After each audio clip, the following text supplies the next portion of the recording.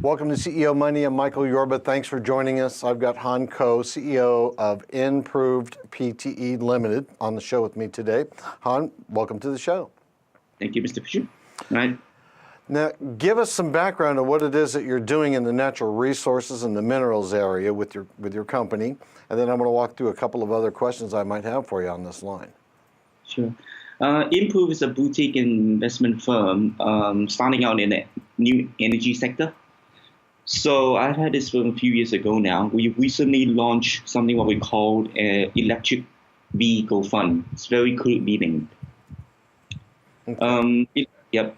So the electric vehicle fund merely invests in the processing and the purification facilities that goes into contributing into making of the cathode and anode materials that we are requiring for electric vehicles today. Okay, good market, good, and it's great to be in on the ground floor of that. Yeah. Talk to us about the advances in technology in the industry that you're in about getting the minerals from the ground to the batteries and why the process needs to happen now in today's market. A lot of on the new technologies we're coming out and looking at is mainly around increasing of productivity and time that goes from ore all the way to the metals in their purest metal form or in their chemical form. So we've seen that time frame being shortened quite a bit now, being cheaper as well, and also being very modular and very scalable. So, for example, lithium, there's a new technology now called the direct-to-carbonate technology that mainly is employed now in brines. So that sort of whole process, can extract brines out straight to producing into carbonate. No evaporation ponds involved. No need for long evaporation times. We pump it out straight into processing and producing carbonate. So one of the things that is happening right now in the world, because of the need, of course. Yeah.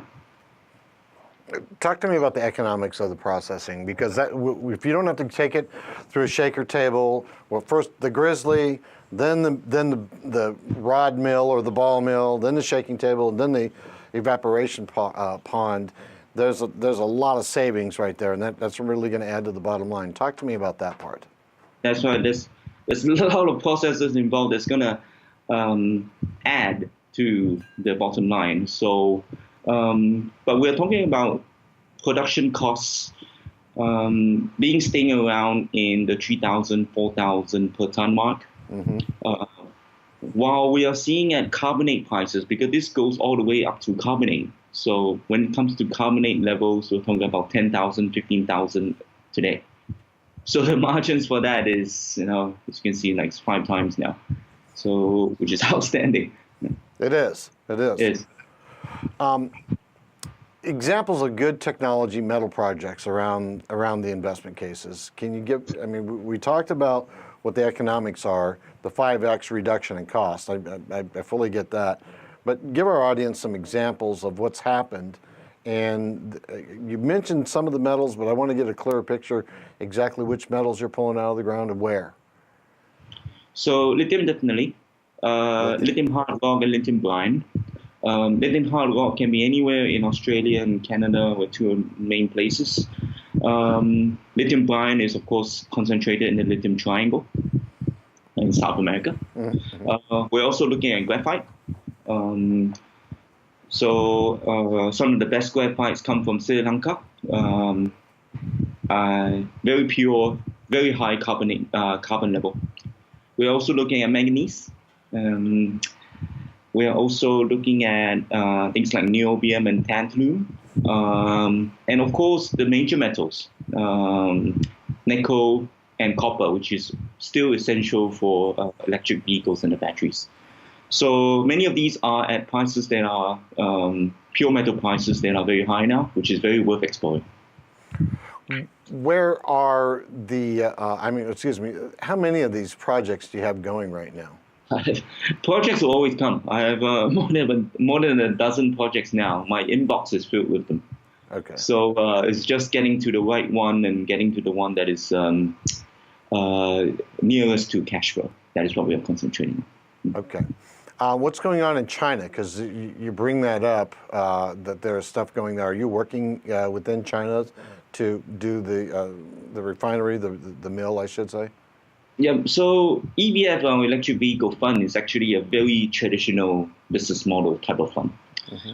Still around in the traditional asset management level, whereby we identify the risk or calculate the risk and now doing all sort of traditional asset management evaluation.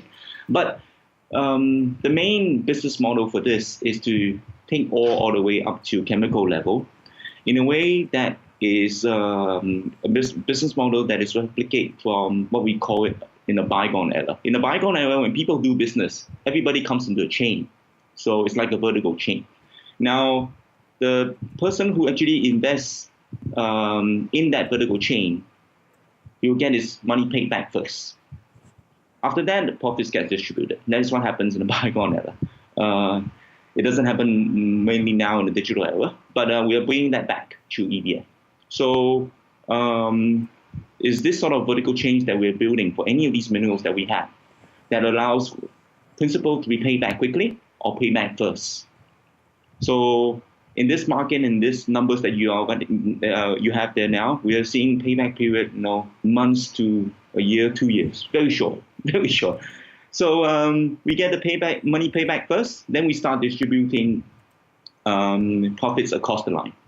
So we go right down into China, where a lot of cathode and anode manufacturers are.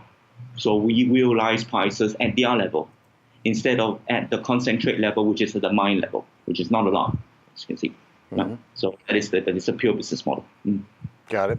Talk to me about the demand supply economics for the technology and the metals over the next 5 to 7 years. What's your projection? Still in demand. I expect to be a few minerals will always stay supply short. Cobalt, the minor metals like tantalum, I expect them to be definitely very short in supply. We are not going to see projects that come up, or large-scale projects that come up. So there will be small supply coming online here and there. Lithium is another different story. Lithium is already in abundance, without electric vehicle demand. So even with electric vehicle demand, we'll still see a lot of lithium around in the market. But we are seeing from reports that as long as electric vehicles can still carry on to be taking up a large percentage of the automobile industry today, if we are going to hit about 30%, 40% of penetration, then lithium will be in pressure. So they are expecting sometime that to come within 2020 or 2030s. So that means when you're in this metal space, you're in this for the long haul. Right. Regardless of whether you're lithium or you're any of these minor metals. So, which is why we are here now.